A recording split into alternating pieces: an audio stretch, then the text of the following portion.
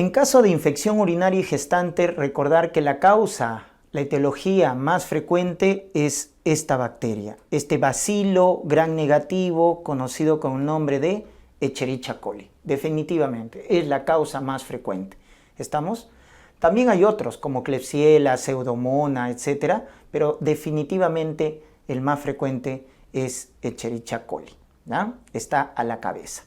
Dentro de la epidemiología debemos recordar que la infección urinaria, ojo, es la principal causa de sepsis en el embarazo. ¿Ya? Cuando hablamos de sepsis en la gestante, el principal foco infeccioso es el foco urinario. Eso hay que tenerlo en cuenta. Y bueno, en cuanto a la prevalencia, lo primero y más frecuente es la bacteriuria asintomática, que en el embarazo tiene una prevalencia de 2 a 7%. Luego está la cistitis de 1 a 2% y ya más raro la pielonefritis 0.5%, ¿no? Hay que tener mucho cuidado con la bacteriuria asintomática, porque cuando no tratamos la bacteriuria asintomática en la gestante, recuerden que el 30% evoluciona a una pielonefritis, ¿correcto? A una pielonefritis. Entonces eso es un concepto clave que deben recordar, ¿ya? En la patogenia, recordemos que los cambios fisiológicos que se presentan en la gestante aumentan el riesgo de hacer infección urinaria. Si ustedes se acuerdan, había mayor tasa de filtración glomerular y por lo tanto había mayor excreción de glucosa en la orina, o sea, la glucosuria, la dilatación del uréter, ¿no es cierto?, la disminución del peristaltismo a nivel del uréter, por lo tanto, mayor éstasis urinaria, mayor reflujo vesicureteral. Entonces, todas esas alteraciones fisiológicas o cambios sistémicos que se dan en el embarazo aumentan, recuerden, el riesgo de infección urinaria. Pero también la diabetes, la multiparidad, ¿no es cierto?, son factores independientes que aumentan el riesgo de infección urinaria en la gestante. Muy bien. El diagnóstico. En el caso del diagnóstico, recordemos, cuando hablamos de una cistitis, de una infección urinaria baja, vamos a tener el cuadro miccional agudo, ¿verdad? Disuria, poliaquiuria, tenesmo, etc. Entonces acá tenemos disuria, poliaquiuria, tenesmo, urgencia, en cuadro de una cistitis. En cambio, en una pielonefritis hay cuadros sistémicos. Hay ya fiebre, náuseas, vómitos y el famoso dolor lumbar o PPL positivo también, ¿no? Puño percusión lumbar positivo o punto renoureteral positivo. Ya esos datos de fiebre, dolor lumbar ya te deben hacer sospechar en una pielonefritis, sobre todo en el segundo y tercer trimestre, que es donde predomina la pielonefritis, ¿correcto? Eso en cuanto a la evaluación clínica. Definitivamente confirmamos la infección urinaria con un examen de orina. Recuerden que toda gestante en el primer control le pedimos examen de orina y urocultivo, tenga o no tenga síntomas, siempre en el primer control. Ya si tiene síntomas, con mayor razón, ¿no es cierto?, para confirmar la infección urinaria. Entonces acá tenemos el examen de orina, que nos va a salir más de 10 leucocitos por campo, ya es patológico, y el urocultivo, que es el gol estándar, que nos sale más de 10 a las 5 unidades formadoras de colonia por mililitro. Ahora, también se considera significativo el urocultivo cuando es más de 10 a la 3 unidades formadoras de colonia por mililitro, cuando tiene clínica. Cuando está asintomático, la gestante asintomática, es positivo cuando es más de 10 a la 5. Pero si tiene clínica de infección urinaria, se considera ya significativo a partir de 10 a la 3. Entonces, ¿qué pasa si una paciente no tiene síntomas?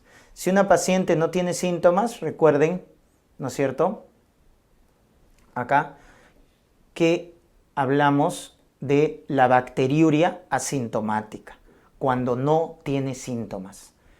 Entonces recuerden que la progesterona relaja el músculo liso y eso muchas veces hace que no haya síntomas en la paciente, ¿correcto? Entonces, En la bacteriuria asintomática, la paciente no tiene síntomas, pero sus exámenes están alterados.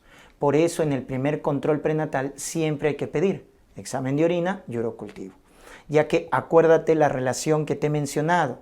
Si tú no tratas la bacteriuria asintomática, se complica con una pielonefritis. ¿En cuánto? En un 30%. O sea, de cada 3 bacteriurias asintomáticas que no tratas, una hace pielonefritis. Y esa puede desencadenar una sepsis. Es por eso que debemos tratar. Dentro de las complicaciones, cabe señalar que tenemos el cuadro de shock séptico, ¿no? La sepsis que estamos mencionando, muy importante. El principal foco infeccioso para sepsis en la gestante es básicamente el foco urinario.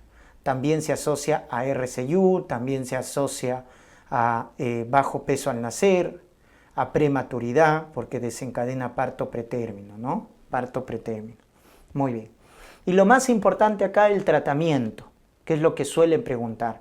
En el caso del tratamiento, recuerden que para una bacteriuria asintomática o una cistitis, utilizamos beta-lactámicos como antibióticos de elección, ¿correcto? Como beta-lactámicos. Entonces, en bacteriuria asintomática o cistitis, utilizamos, por ejemplo, amoxicilina, utilizamos cefalexina, cefuroxima, porque son los de elección, ¿correcto? Los beta-lactámicos son los más seguros, por 5 a 7 días. En cambio, también podemos utilizar como alternativa nitrofurantoína, ¿correcto? Como alternativa. La ventaja de la nitrofurantoína es que tiene menos resistencia bacteriana, ¿no? A diferencia de los beta-lactámicos. Recuerden que la amoxicilina, la cefalexina, lo utilizamos para varias patologías infecciosas. Entonces, cada vez hay más resistencia. Pero cuando nos dicen de elección por la seguridad que nos dan, recuerden que los beta-lactámicos son los más seguros. Por eso son los de elección, amoxi, cefalexina, cefuroxima, para tratar cuadros de bacteriuria asintomática o cistitis en la gestante. Son los de elección, los beta-lactámicos. Nitrofurantoína es alternativa, Si bien es cierto, su gran ventaja es que tiene menos resistencia bacteriana, pero también genera reacciones adversas como neuropatía, dispepsia. En el feto puede inducir hemólisis también. Recuerden eso en hematología, ¿no?